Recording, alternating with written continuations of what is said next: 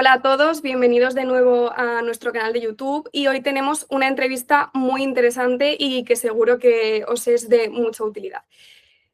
Y bueno, en primer lugar, Patricia, muchísimas gracias por acompañarnos hoy y por dedicarnos este tiempo. A vosotras por vuestro interés en el tema. Y hoy estamos con Patricia Gracia, neuropsiquiatra especializada en el tratamiento de adultos y personas mayores y autora del libro ¿Qué le pasa a mi madre?, que se trata de una guía de consejos prácticos para saber acompañar y cuidar a una persona con demencia.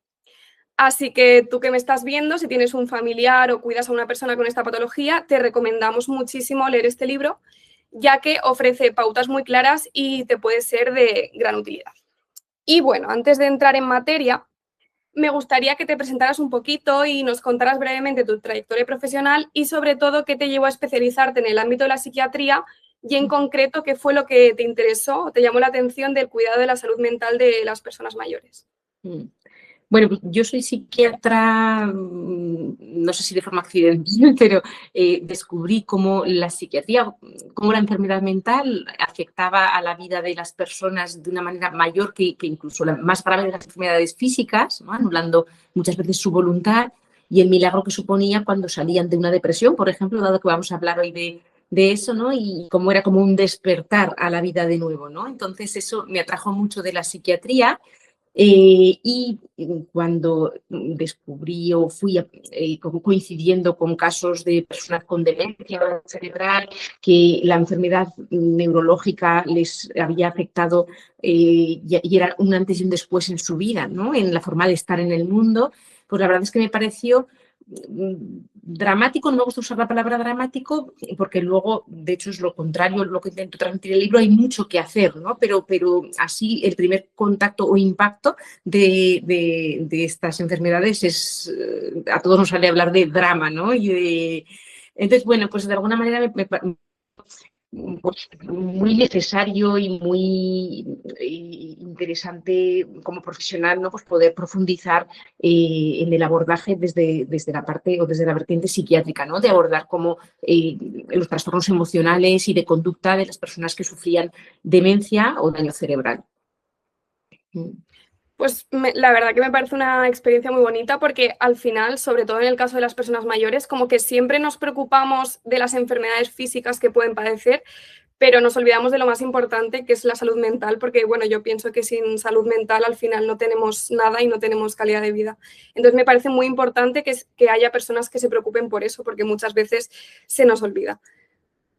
Son síntomas invisibles los que produce Sí. la mente, ¿no? Y por tanto, con los pacientes, sobre todo con los mayores, que ahora va habiendo menos estigma, pero eso del psiquiatra, pues a lo mejor los mayores, sobre todo antes, pues lo veían como más, ¿qué me estás diciendo? Me estás diciendo que estoy loco, ¿no? Y al final, cuando se rompe un hueso, pues se ve en la radiografía muy bien. Hasta los psiquiatras, que no tenemos mucha habilidad a veces para leer según qué pruebas diagnósticas, vemos una fractura de hueso, pero una depresión no se ve. Pero yo siempre digo que la depresión de verdad no es solamente la que la persona te cuenta, sino también la que se ve, ¿no? Y ahora hablaremos de eso. Bueno, pues como ya has mencionado, hoy queremos hablar contigo de la depresión, una enfermedad más presente de lo que creemos en la vejez y que a menudo pasa desapercibida, como has comentado, o se confunde con cosas de la edad. Y de hecho, según diversos estudios, 1 de cada 5 personas mayores tiene un alto riesgo de desarrollar depresión debido a factores que podrían ser pues, como la soledad, problemas económicos, pérdida de seres queridos o por el edadismo. Y nosotros desde Quidum llevamos mucho tiempo viendo esta realidad de cerca y creemos que es muy importante darle visibilidad y sobre todo poner a las personas mayores en el centro y escuchar qué les pasa y cómo se sienten. Aunque también sabemos que ante esta situación tan delicada, a menudo como familiares o como cuidadores, no siempre es fácil saber qué está pasando y cómo actuar. Por este motivo, con esta entrevista lo que más nos gustaría es poder arrojar un poquito de luz sobre ello y que nos puedas aportar ciertos consejos para poder acompañar mejor a una persona mayor que pueda estar sufriendo depresión. Así que ya para empezar, según tu experiencia, ¿qué señales o cambios de comportamiento suelen ser signo de que una persona mayor no se está encontrando bien emocionalmente? Normalmente las personas mayores, a ver, digamos que todos reconocemos que la depresión suele acompañarse de tristeza y podemos ver pues una persona que se encuentra triste, con llanto, ¿no? Pero la depresión es mucho más allá que la tristeza, ¿no? La tristeza es una emoción que habitualmente aparece frente a una circunstancia externa y hay muchas, como decías, muchas circunstancias en los mayores que producen tristeza, ¿no? O preocupación, pero es verdad que no por eso necesariamente tienen que estar deprimidos, ¿no? Pero la depresión va más allá, no solamente afecta a las emociones, sino que también produce un cambio, sobre todo de conducta, que es lo que más podemos ver independientemente de lo que la persona llegue a expresar, ¿no? Verbalmente o que nos pueda contar.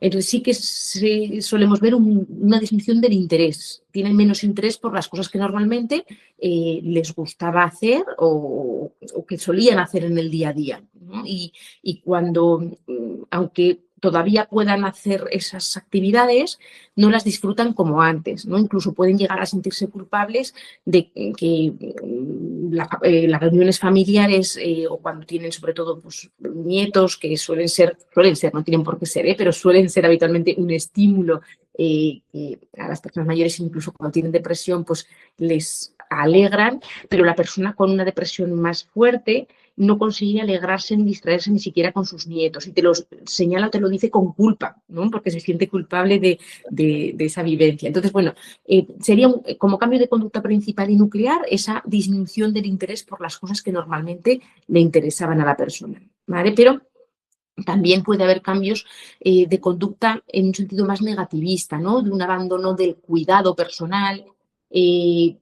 suele haber bajo apetito y pueden disminuir o rechazar la ingesta, ¿no? Y la familia suele insistir mucho en el aseo, en la comida y la persona enfadarse y mostrarse irritado, ¿no? Porque, bueno, sobre todo cuanto más le insisten, una conducta más rebelde en general, no solamente por esa dificultad o desgana de cuidarse, sino una rebeldía más general, una irritabilidad, y de hecho en los mayores es más frecuente casi la irritabilidad que la depresión se presente con tristeza muchas veces, ¿no? Entonces, bueno, como conductas así de alarma, vamos a decir, o de sospecha, siempre y cuando sea un cambio respecto a cómo es la persona habitualmente, ¿no? Porque, bueno, podemos ser más o menos malhumorados o más o menos autónomos que no nos gusten lo que nos digan lo que tenemos que hacer y a lo mejor hay gente que se enfada porque la familia está muy encima y simplemente está enfadada pues porque a él no le gusta que le digan lo que tiene que hacer, ¿no? Pero si hay un cambio en la forma en la que está la persona, en ese sentido, bueno, podemos sospechar que algo está pasando, o al menos profundizar un poco más.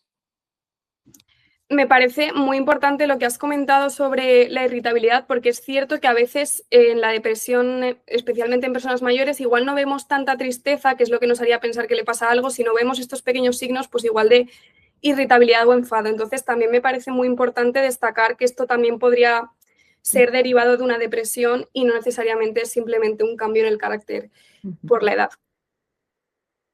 Sí que es importante. Y bueno, pasando ya... Ah, sí, perdona, dime. Que igual me preguntaba, pero señalar que también la depresión se valora como un todo, no una cosa aislada, ¿vale? Que no se debe, la irritabilidad no se hablaría de depresión, sino que tenemos que ver el conjunto de cómo están los afectos de esa persona, cómo es su conducta, los síntomas físicos que tiene asociados, los pensamientos que no podemos ver, pero podemos saber lo que verbaliza, ¿no? Lo que nos dice. Entonces, bueno, tenemos que mirar todo ese conjunto para hablar de una depresión. La siguiente pregunta, ya has comentado un poquito cómo sería, pero más allá del estado de ánimo, ¿qué cambios físicos crees que tiene una persona que está desarrollando depresión? Por ejemplo, en cuanto al sueño, en cuanto a su energía, en cuanto a su higiene, ya has comentado que se disminuiría respecto a lo habitual, pero ¿qué debería ser una señal muy clara que debería hacer que estemos atentos a ello y busquemos ayuda para nuestro familiar? Pues mire, es muy frecuente que haya una pérdida de energía, ¿no? Un cansancio, pérdida de energía, una disminución del apetito. No tiene por qué, incluso puede haber un aumento del apetito, pero casi es mucho más frecuente que haya una disminución del apetito con cambios en el peso y con una pérdida de peso. Cambios en el sueño en el sentido, suele ser negativo, de disminución de horas de sueño, le cuesta más coger el sueño o el sueño, hay muchos despertares durante la noche y lo que es un signo más característico a lo mejor de una depresión más que decimos de las de dentro, es que la persona se despierta muy temprano por la mañana, ¿no? Y ese momento de la mañana de afrontar el día todavía le cuesta más. Entonces son, digamos, los síntomas, los signos físicos, ¿no? Aparte de un enlentecimiento de movimientos, ¿no? Se suele expresar tanto a la hora de su cara, su facies es más inexpresiva, tiene menos, como si estuviese más plano su afecto, si no hay llanto, un temple más serio, vemos un enlentecimiento de sus movimientos y a la hora de hablar, pues el discurso pues, responde a lo mejor de forma muy breve y tarda en dar esas respuestas, va como más enlentecido todo los procesos, ¿no?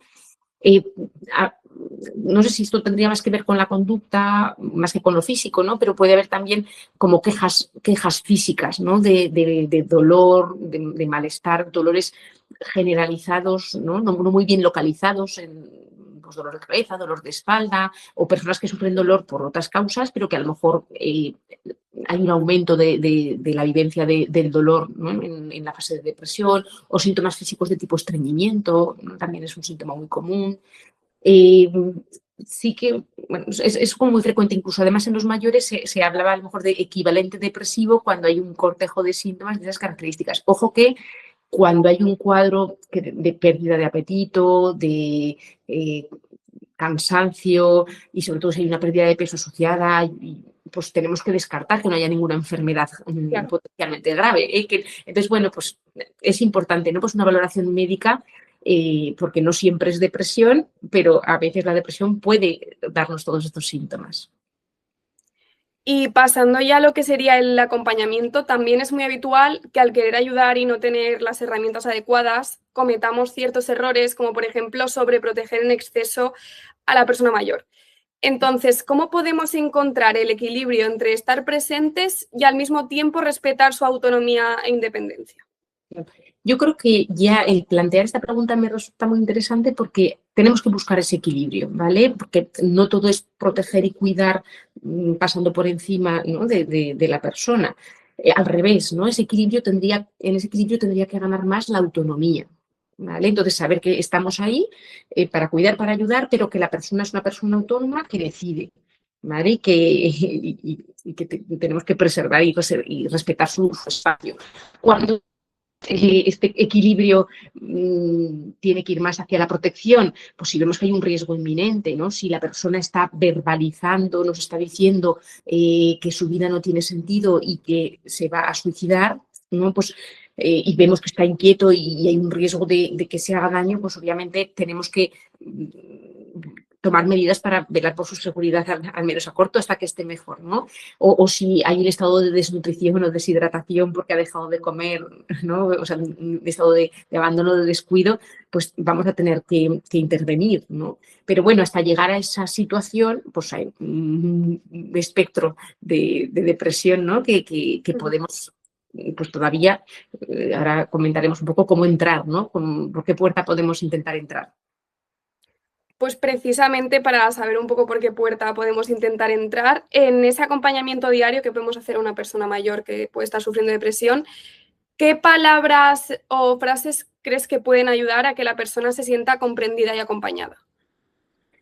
La primera es que pueden parecer muy obvias, pero por sentido común solemos hacer lo contrario, ¿no? Es decir, por lógica, la persona que además, pues el familiar que quiere a la persona y quiere verle bien, ¿no? Porque no nos gusta ver mal a la persona que queremos, ¿no?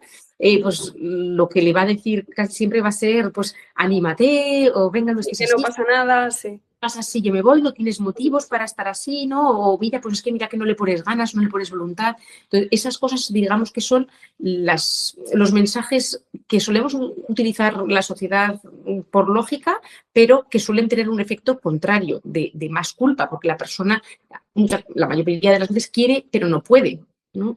Entonces, al revés, ¿no? Es el poder hacerle saber que entiendes que no está bien y que ahora no puede, ¿no? Y que está sufriendo, que no pasa nada, que tú vas a estar ahí a su lado y acompañando para ayudarle en lo que necesite, ¿vale? Y de alguna manera, pues, un acompañamiento respetuoso, permitiéndole, ¿no? Pues de alguna manera tratar de estimular, porque cuando la persona no tiene ese interés o esa iniciativa, se va aislando y ese aislamiento va a hacer que la depresión empeore. Eso es cierto, o sea, sí que es cierto que le interesa comer, que le interesa dormir, que le interesa cuidarse y salir, pero es que a veces no puede cuando la depresión es más intensa. Entonces tenemos que ser más respetuosos y tener unas expectativas y unos objetivos más pequeños, ¿no? Entonces, aunque eso fuera lo ideal, pues a veces no puede y hay que ir planteando pues, los objetivos de poquito en poquito y a lo mejor pues proponerle pues a lo mejor pues el luchar o un espacio para la higiene o para salir, pues el hacerle la propuesta que pueda servir de estímulo, pero sin presionar en el caso de que haya una negativa, incluso un enfado, que no suponga un motivo de discusión y sobre todo no esperar que la persona disfrute. Ojalá disfrute, pero bueno, si no también está bien, ¿vale? Quiere decir que si ya lo hace y hace ese esfuerzo de hacerlo, de salir, que casi siempre va a ser bueno para la persona, ¿no? Y porque se va a distraer, pues ya ha hecho suficiente, ¿no? Que a veces queremos que salga ese estar bien o ese estar, ¿no? Que poder disfrutar de algo que en ese momento no puede, por mucho que quiera. Y además de negar un poco los sentimientos que pueda sentir esa persona para intentar quitarle importancia, ¿crees que hay otro tipo de frases o tópicos que convendría evitar en este caso? Yo creo que todos van por esa misma línea, que a lo mejor pueden ser cosas distintas, pero que son esas tónicas, ¿no? De buscar luz en la oscuridad, ¿no? De la depresión, siguiendo un poco las palabras de una autora que ahora he descubierto y me gusta mucho, que es Mariana Alessandri, que no buscamos siempre ya probablemente como cuidador desde la preocupación, ¿no? Por la persona, porque es muy duro, ¿no? El compartir tu día y no saber cómo animarle, ¿no? Pero todas tendrían esos tópicos, ¿no? El anímate, el no hay motivo, el venga, no sé, o ponle ganas, ¿no? Y de hecho hay muchos mensajes de personas que han superado su depresión con ganas y fuerza de voluntad. Bueno, está genial, ¿eh? Que al final si tienes una depresión que no te anula la voluntad para poder pues, hacer cosas y puedes empezar a tirar por ahí, pues genial, ¿no? Pero si vemos que estamos forzando por un lado y las cosas no funcionan, sino que la persona cada vez está más retraída y se siente peor, pues igual tenemos que buscar otro camino. Y cuando la persona mayor niega que le ocurre algo o se muestra totalmente cerrada al diálogo, ¿cómo podríamos iniciar la conversación sin que se sienta forzada y sin que ello le genere rechazo? Es muy importante escuchar lo que ella o él, ¿no? Pues puedan decir. Porque muchas veces ahí vamos a tener esa puerta de entrada de la que hablábamos, ¿no? Por ejemplo, sí que a lo mejor no reconoce que tenga una depresión, pero siente que no descansa bien, que no tiene apetito y a lo mejor sí que puede aceptar una ayuda o una necesidad ahí, ¿no? Quiero decir que ver un poquito qué es lo que la persona expresa como queja principal, como problema principal y en cuál puede ser la vía por la que nos permita entrar para ayudarle, ¿no? Claro, a nivel médico, pensando en la medicina, pues el sueño puede ser una puerta de entrada a veces, ¿no? No duerme, lo pasa muy mal porque no duerme y puede ser una puerta de entrada para poner un fármaco si hace falta un fármaco. Pero no necesariamente hablo de fármacos, sino también pues, para que acepte esa ayuda, ¿no? Es decir, que a lo mejor no reconoce tener una depresión y a ella no le pasa nada, pero es que puede reconocer una dificultad o que le puede venir bien una ayuda en algo, ¿no? Y entonces, pues esa puede ser la vía por la que nos permita entrar, ¿no? O muchas veces, perdón, incluso para ir al médico, pues también puede ayudarnos un poco, pues ese ver, poderle decir que ya no es algo que nosotros pensemos que él necesita, sino que nosotros mismos reconocer la incapacidad para poderle ayudar y que necesitamos de alguna manera que sea otra persona la que nos marque el camino, ¿no? O sea, que a veces también puede funcionar el decirle que la ayuda, pues bueno, es para él, pero al final somos nosotros los cuidadores los que necesitamos que nos orienten.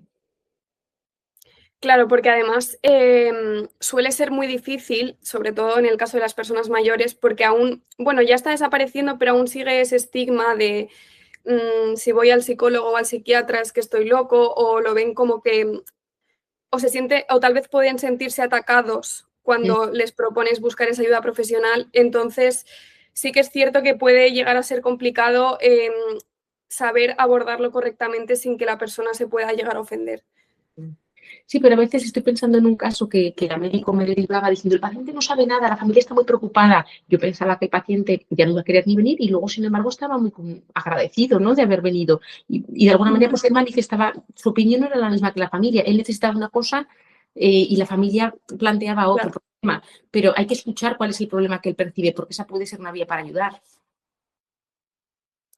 Y bueno, ya para finalizar, ¿podrías compartir con nosotros 3 pequeños hábitos diarios pensado que ayuden a cuidar la salud mental y a prevenir la depresión?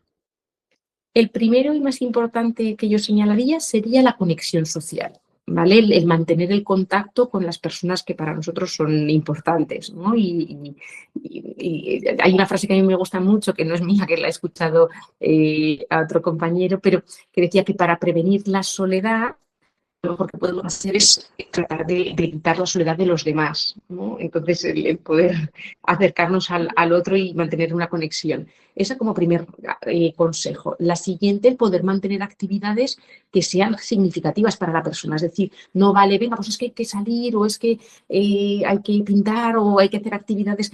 Bueno, pues habrá que buscar qué le ha gustado hacer a lo largo de la vida, ¿no?, con qué ha conectado, ¿no?, a qué se ha dedicado y a lo mejor pues alguna actividad que le conecte con aquello, ¿no?, y una rutina que pueda conectarnos con nuestra esencia, vamos a decir, ¿no? Y bueno, y la tercera más obvia, pues hombre, mente sana en un cuerpo sano, ¿no? Pues mantener un cuerpo sano, manteniéndolo pues físicamente activo y nutricionalmente lo más equilibrado posible, sabiendo que tampoco nos vamos a obsesionar con que tengamos que ser super agers todos. Quiero decir que hay que ser un poquito flexible, porque claro, creo que si hacemos así scroll en Instagram, entonces pues pautas de alimentación, de nutrición, de actividad, y luego también puede vivirse con cierta culpa, ¿no? Pues cuando pues no somos tan estrictos, pero bueno, sí que es recomendable, desde luego, pues no podemos obviarlo. Bueno, pues Patricia, muchísimas gracias por esta conversación y por todos los consejos que nos has compartido. Y me gustaría rescatar 2 palabras que has ido mencionando y que me parecen muy importantes, que es la escucha y la comprensión. Porque al final, es lo que has comentado, muchas veces queremos ayudar, pero no lo hacemos de la manera más correcta, y creo que el primer paso es efectivamente escuchar a la persona, entender sus necesidades y acompañarla en este sentido lo mejor que sepamos. Y si es necesario, pues con ayuda profesional. Así que gracias de nuevo por tu tiempo y por ayudarnos a visibilizar una realidad tan importante. Gracias a vosotros por hacerlo. Espero que sea de interés y útil.